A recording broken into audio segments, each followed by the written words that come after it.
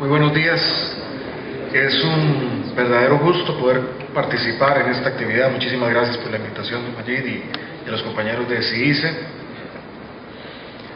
Quiero manifestar, tal vez en una primera nota anecdótica, la importancia que la institución tiene y cuál ha sido mi experiencia con la institución para mí, para mi vida. Mi vida política nació casualmente, siendo yo estudiante universitario, en las manifestaciones del Combo del ICE.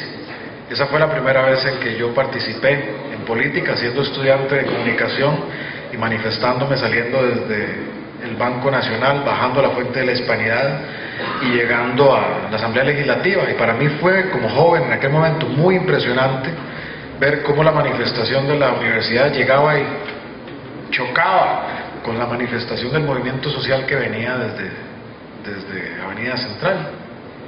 Esa fue mi primera vez que me activé políticamente.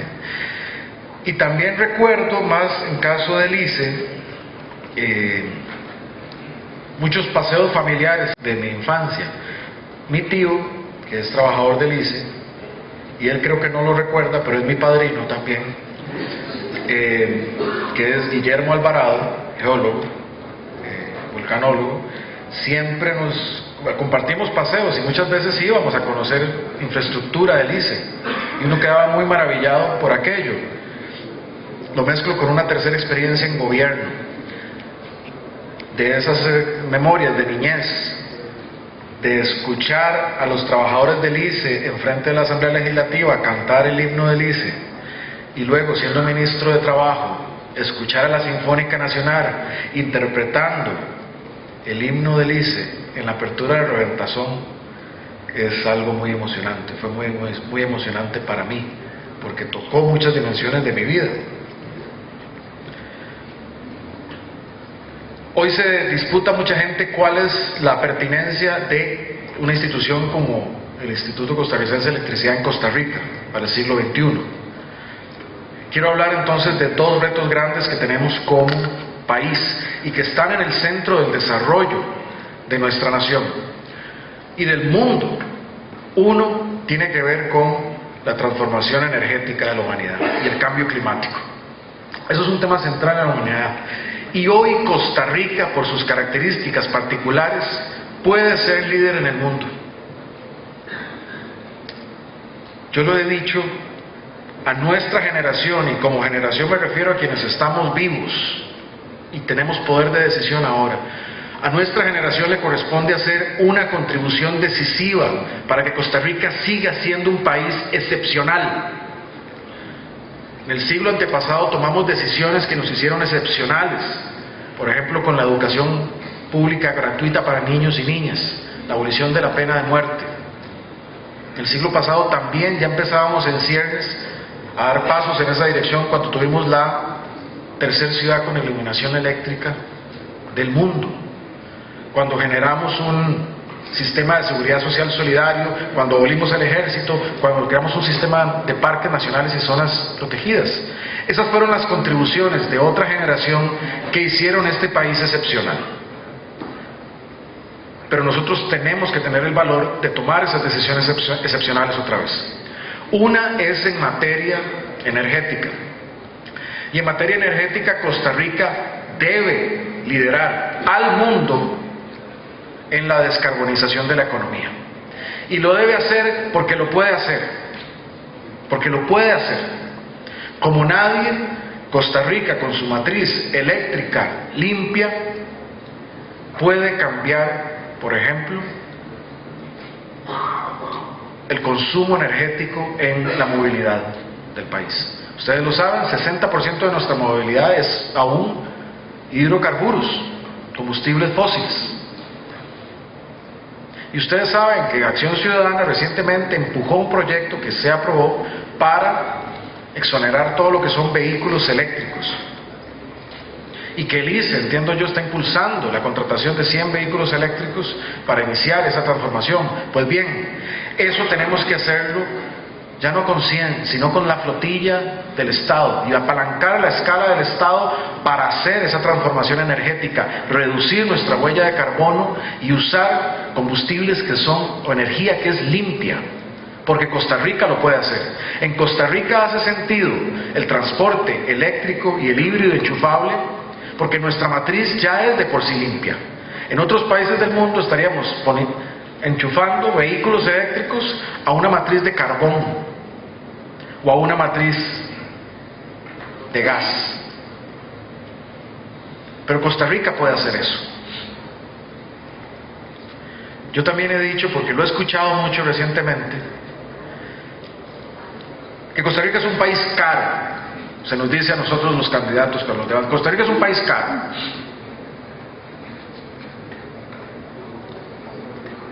Pues bien, somos un país caro que crece al 4%, al doble que la región. Un país caro que tiene un récord en visitación de turistas.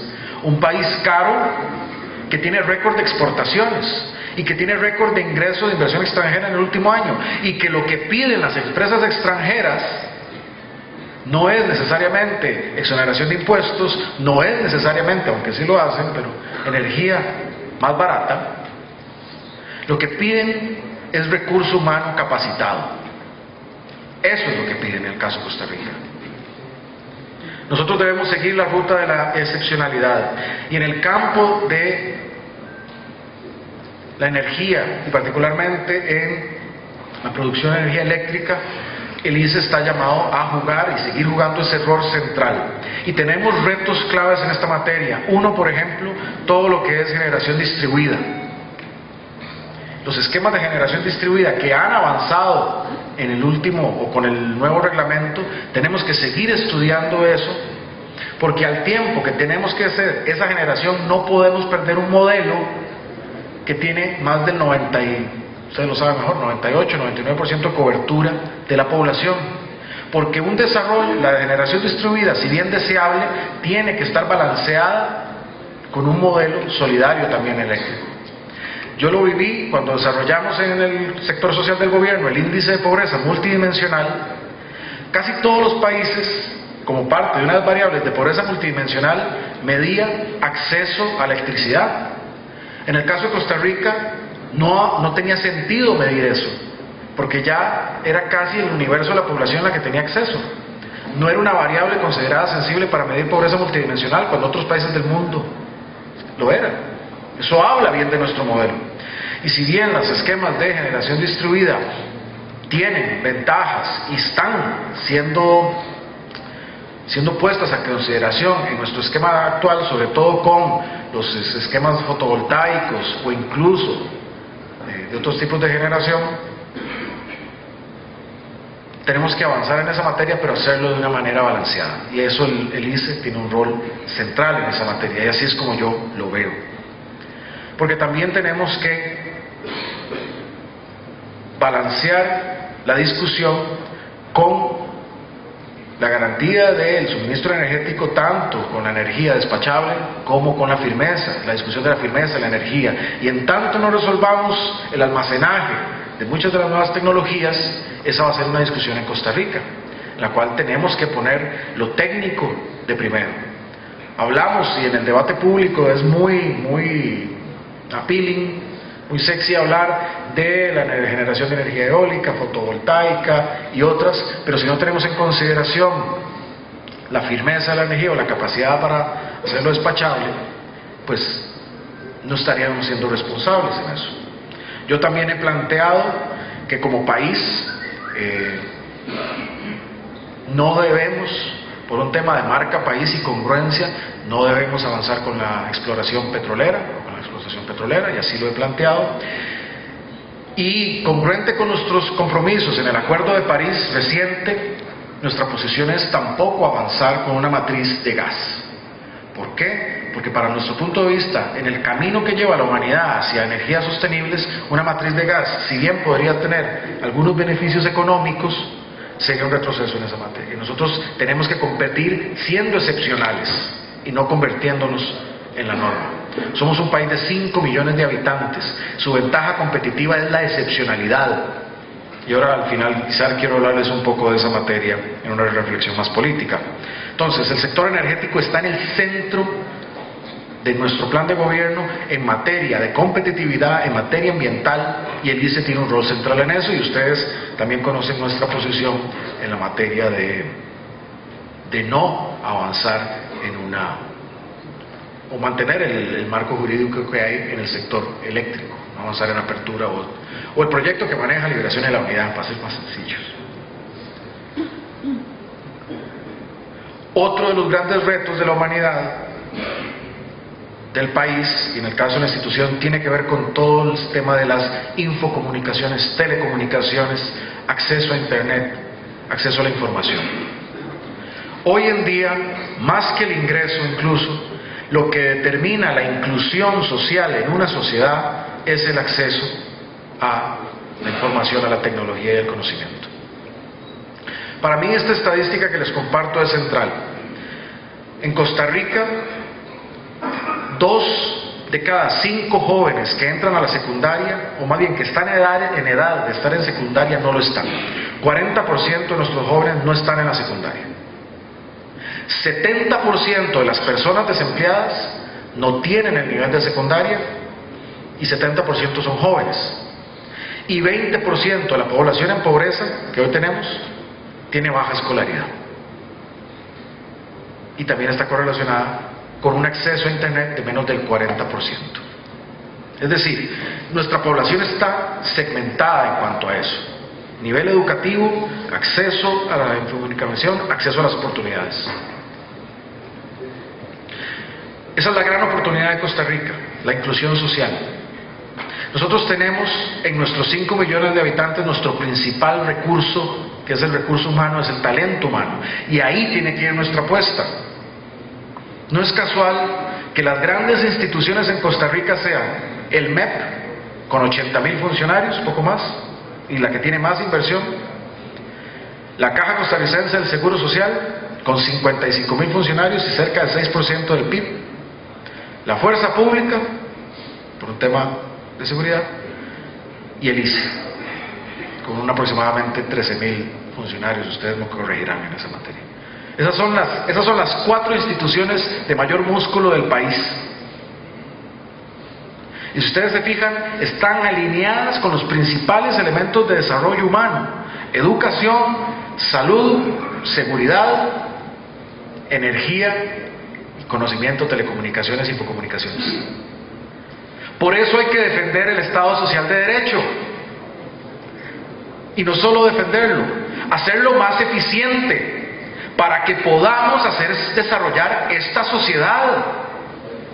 Ese es el gran reto de Costa Rica. No debilitar estas instituciones, sino ponerlas a tono del tiempo y sacar el país adelante y hacerlo excepcional otra vez.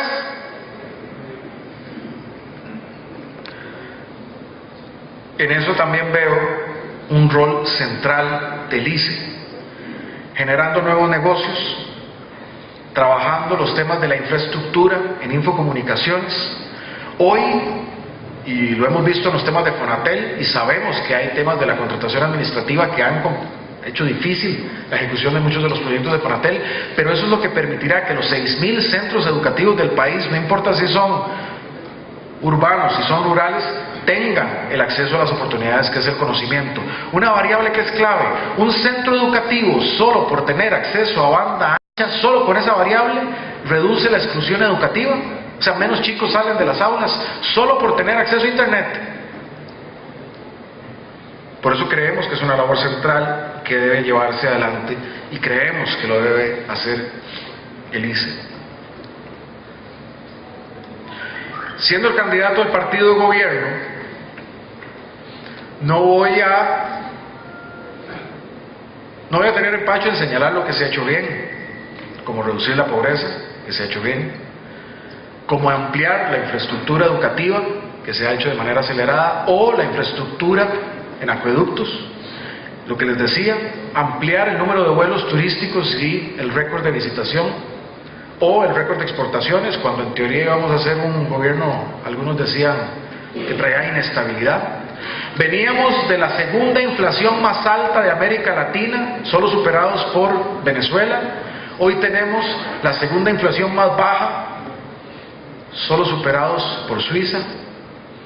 una reducción de las tasas de interés que hacen más barato producir, se ha hecho un retorno del crédito en colones, bajando los riesgos de muchas personas que se habían endeudado en dólares en el país, mejor en ese sentido. Un énfasis en las políticas de inclusión para las mujeres, la igualdad de género y poblaciones como la población en discapacidad o la población LGTBI, cosas que antes no se habían hecho. A mí me correspondió como ministro de Trabajo tener el honor de establecer el esquema que permitía la sucesión de la sucesión de pensiones para parejas del mismo sexo, un derecho que antes no había en Costa Rica. Y en la caja se instauró la visitación médica o el aseguramiento para esta población. Eso es cosas que se han logrado en esta administración. Se pagó la mitad de la deuda del gobierno central con la caja y falta muchísimas más cosas por hacer. Pero también ha habido errores, Los más evidentes salen a la luz a raíz de los créditos del BCR. Y yo no estoy aquí ni para justificar ni para disimular esas cosas. Lo mismo en el caso del ICE. Creo que se han hecho cosas positivas, el avanzar en el tema del gobierno corporativo, y creo que hay cosas que hay que discutir a lo interno, y no lo voy a disimular. Lo único que pediría, como pido en general, porque muchas veces me preguntan, pero es que Luis Guillermo Solís, es que tal. Está bien. Yo soy parte de ese gobierno y soy parte de ese partido. Pero como cualquier ciudadano, como cualquier persona, pido se me juzgue también por lo que yo he hecho y por lo que son mis acciones. Y en el caso particular del ICE, antes de dejar mi cargo, auspiciamos un proceso de diálogo interesante entre las organizaciones sindicales y la administración en procura de un diálogo por la materia de los esquemas de reorganización o salariales que se estaban llevando adelante. Mismo que, y me complace, la viceministra Nancy Marín, que fue una persona que se nombró siendo yo ministro, una persona mujer joven, pero de todo el talante, también recientemente ha estado involucrada en ese proceso, porque yo creo en el diálogo, yo creo en la eficiencia, pero creo también en el diálogo para lograrlo. Tanto así, y se los digo y yo tampoco tengo empacho, tanto creo en el diálogo que, siendo la educación una de mis prioridades o la prioridad central, yo he nombrado y postulado como mi candidato a la vicepresidencia a un educador, y a un educador con experiencia en el sector magisterial. ¿Por qué? Porque los cambios profundos que queremos hacer en la educación pública, necesarísimos para sacar el país adelante, requieren del diálogo. No va a ser a la fuerza que vamos a hacer los cambios. Y si algo aprendí siendo ministro de Trabajo, es que el diálogo paga, tiene resultados buenos. Las organizaciones magisteriales, el MEP como organización es la organización más grande de Centroamérica, y sus sindicatos son los sindicatos más grandes de Centroamérica. Y estamos hablando de que la transformación educativa la tenemos que hacer con 60,000 educadoras y educadores, 70% mujeres. Eso hay que hacerlo trabajando en conjunto y dialogando. Pues bien, esa es mi filosofía, es allí y es también en otros ámbitos, y lo será en otros ámbitos como esta institución. Porque para los retos que mencionaba al inicio, tanto en lo energético como en telecomunicaciones, y creo que eso es un consenso, tenemos que adaptarnos, tenemos que modernizarnos, también teniendo muy presente, sobre todo en telecomunicaciones, que estamos en un ámbito de competencia y, por qué no decirlo, un ámbito de riesgo. Y hay que adaptarse al tiempo, hay que mantener objetivos sociales y de desarrollo en la institución, al tiempo que somos eficientes y ganamos en el ámbito de la competencia, nos lo llevamos adelante. ¿Y por qué hay que hacerlo? Porque son temas centrales, como les decía. La descarbonización en la materia energética es una materia clave en temas de ambiente, en temas de salud, en temas de económicos, y en telecomunicaciones ya no podemos vivir sin ellos, pero también para la inclusión social. Tenemos que hacer contribuciones extraordinarias, decía yo, como generación, para Costa Rica. Y creo yo también, y lo digo habiéndolo experimentado, que probablemente de mi experiencia a partir del combo del ICE, pero de mi experiencia de todos estos años participando en política, yo creo que no ha habido un peor tiempo para participar en política, porque la gente no cree, porque no creemos, la gente está desmotivada, el ánimo, la moral nacional está desmotivada para la participación en política. Y como toda la vida tenemos dos opciones: no participar o meternos de lleno. Y quiero decirles por qué creo que tenemos que meternos de lleno, todas y todos. Y aquí indistintamente, si ustedes ven en Acción Ciudadana mi persona una opción, pero si no como costarricenses. Y yo les voy a compartir mi reflexión de qué veo que está en juego. Está en juego una lucha que hemos tenido ya por décadas, que es la que mencionaba antes, el Estado Social de Derecho. No todas las opciones políticas que participan creen en el Estado Social de Derecho. Y ustedes lo saben porque probablemente habrán visto alguna de esas luchas. Una de ellas ejemplificada en el ICE en las últimas, al menos 2 décadas. El Estado Social de Derecho sigue estando en disputa. Y nosotros creemos en esa herramienta porque creemos que es la forma de que todos los costarricenses tengan oportunidades para futuro. Es la forma progresista y transformadora de la sociedad. Eso está en lucha, pero no solo eso.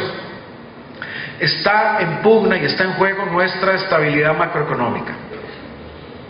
Porque si en los próximos meses no tenemos un acuerdo nacional en relación al déficit fiscal, Costa Rica tendría el riesgo de ser golpeado por una crisis económica que afectaría al sector productivo, al sector laboral y al sector más pobre de la población por la disminución en las transferencias. En el año 2016 o hasta el año 2016 Costa Rica recuperó la inversión social, los niveles de inversión social que tenía en el año 1980, justo cuando nos golpeó aquella crisis. Es decir, del 80 al 2016, ese fue el tracto que nos tomó para recuperar la inversión social del país. Y eso se transformó en muchísimos hombres y mujeres, por ejemplo, que quedaron excluidos de la educación secundaria, que explican mucho por qué no logramos reducir la pobreza en los últimos 20 años y por qué la desigualdad en Costa Rica, a diferencia del resto de América Latina, la desigualdad creció en Costa Rica y no disminuyó. Pues bien, en el 2016 logramos recuperar esos niveles de inversión social, pero nuevamente nos vemos enfrentados a un posible golpe y a la posibilidad de perder todo ese tiempo, como ya vimos que se pierde, y el impacto que tiene eso en las familias directamente de las personas de nuestra sociedad. Está en juego el Estado Social de Derecho, está en juego la estabilidad macroeconómica. Pero no solo eso está en juego. Está en juego la propia institucionalidad. Porque hemos visto cómo los nombramientos de magistrados o de fiscales generales o de diputados o de personas en el Poder Ejecutivo complotaban para la defensa de intereses particulares y no el interés general. Los 3 poderes de la República. Nuestra institucionalidad tiene, eso también está en juego acá. Y algo me decía mi padre, que a mí por lo menos me alentó, me dijo, si esto está pasando, lo mejor que podría pasar después de la elección es que sirva para cambiar cosas. Que se cambie cómo se eligen los diputados, que se cambie cómo se eligen los magistrados, que se cambie o se reforme cómo se eligen juntas directivas para que tengan criterio más técnico y no sea solamente politizado. Eso está en juego, la institucionalidad. Pero no solo eso está en juego. Está en juego que quien hoy lidera las encuestas denuncia que va a haber fraude electoral. Siendo Costa Rica la democracia más madura y consolidada de América Latina, siendo nuestra estabilidad democrática uno de nuestros principales valores y elementos de competitividad. Y alguien simplemente dice eso y lo pone allí como si este fuera un país de tercera liga en materia democrática. Eso está en juego, el populismo, y que no es una historia que no hayamos visto en otros países. Eso está en juego. Por eso hoy en la defensa, una vez más, de la institucionalidad, en la defensa de nuestras estabilidades económicas, que es la estabilidad también de nuestras familias y seres queridos, en la defensa de nuestras instituciones democráticas que debemos remozar para darle fortaleza de cara al bicentenario de nuestra gran república, y de cara a la defensa del sufragio como forma democrática, hoy nosotros tenemos que participar en política, aunque parezca feo, aunque parezca que no es, pero hay que hacerlo. Tal vez nuestra generación, y digo nuestra generación otra vez, como quienes estamos hoy viviendo en este país, estamos viviendo el status quo y el confort de una generación que nos legó esas cosas por las cuales cuando vemos nuestra bandera fuera del país, o cuando alguien dice, ¿cómo es posible que haya un país sin ejército? O cuando alguien dice, ¿cómo es posible que un país durante 300 días al año generó energía solo con fuentes renovables? Y lo sentimos aquí, que esa es nuestra Costa Rica. Pues hoy esa Costa Rica a nosotros también nos llama a actuar, a defenderla, a construir un país mejor, como el que nos dejaron otras personas. Y yo pienso ahí en mis 4 abuelos, que ninguno terminó la primaria. Pero veo a mi abuelita cuando cantaba el himno nacional de Costa Rica como si fuera la cosa más preciada. ¿Qué estamos haciendo nosotros para defender ese país? Les reitero, sé que Acción Ciudadana ha cometido errores, lo reconozco, pero también sé que es la mejor opción, no solo para el ICE, sino para Costa Rica, y por eso vale la pena pelear. Y yo aquí voy a pelear hasta el 4 de febrero para defender esa Costa Rica de la que les hablé, porque lo merecemos, por nuestra familia. El poder político solo tiene sentido si sirve para servir. Les cuento una anécdota para cerrar. Me correspondió atender 2 emergencias cuando fui ministro. Una fue cuando los cubanos estuvieron de paso en Costa Rica y vi la institucionalidad pública volcarse de manera solidaria a atender a 8,000 personas que venían de otro país, darles agua, alimento, darles luz y conexión a internet. Vi a los cubanos bravos cuando se saturaba la conexión, pero tenían conexión. Y en la emergencia de Upala, del huracán Otto, 12 horas después de que pasó el huracán, ya había luz. Y hay lugares en Puerto Rico que hoy la esperan. Eso es Costa Rica. Eso es lo que está en juego. Upala, La Cruz, de las comunidades más pobres, porque lo vi como ministro en el IMAS, identificadas como las más pobres. Y esas mismas comunidades le dieron la mano a los cubanos, quitándose lo que era de ellos para alimentarlos, y después la propia institucionalidad costarricense llegó allá. Y yo vi cómo juntos la gente de Recope, del ICE, de Tránsito, del MOP, limpiaban una alcantarilla de no sé qué calibre, taqueada por más de 10 años, que era la que estaba haciendo la emergencia de salud. Porque no solo fue el huracán, fue que como se había abandonado tanto, eso estaba provocando el riesgo de dengue. Y ver a la institucionalidad funcionando, a mí me emocionó. Irónicamente funcionamos mejor cuando es emergencia, y no consuetudinariamente. Pero ¿por qué no se puede? Sí se puede, a través de la eficiencia. Esa es la Costa Rica que yo quiero defender, esa es la Costa Rica que yo quiero construir a futuro, esa es la Costa Rica que quiero que me ayuden a representar y sacar adelante, en un contexto difícil, pero un contexto maravilloso. Aquí se separa, o aquí se define la contribución grande de nuestra generación para el país, casualmente, cuando vayamos a cumplir el bicentenario. Les agradezco muchísimo el espacio y es un gusto haberme dirigido a ustedes. Gracias.